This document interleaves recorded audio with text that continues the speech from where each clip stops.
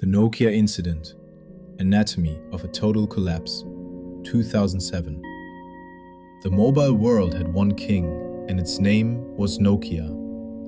They weren't just selling phones, they were building the nervous system of the planet. With a 40% market share, they were untouchable. Their cash reserves were massive, their R&D budget was legendary, and their dominance was absolute. They had the hardware, they had the fame, but they lacked the one thing that matters most, the ability to see the shadow looming over them. In January 2007, the rules of the game changed.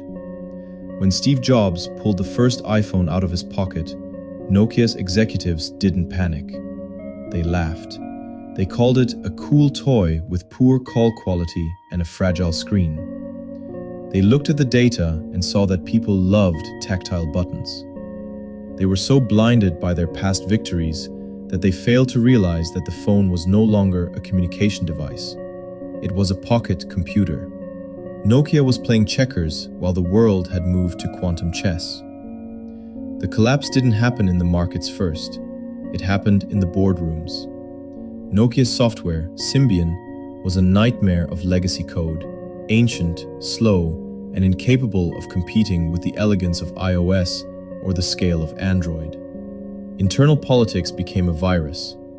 Middle managers were too afraid to tell the truth to the top brass.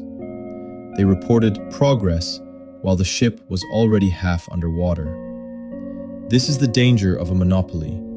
It breeds a culture of fear and ego, where innovation goes to die in a cubicle. By the time they realized the water was at their necks, it was too late.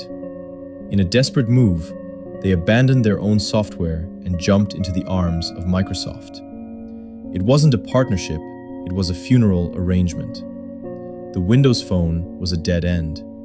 In 2013, Nokia sold its entire mobile business for a fraction of its former value. The king didn't just lose the crown, he lost the kingdom, the castle, and the legacy. As the CEO of Nokia famously said during the final press conference, "We didn't do anything wrong, but somehow we lost." He was wrong. They did the worst thing possible. They stood still in a world that was sprinting. Nokia's fire burned bright enough to light up the world, but eventually it burned itself to the ground. In the end, the market doesn't care about your history. It only cares about your next move.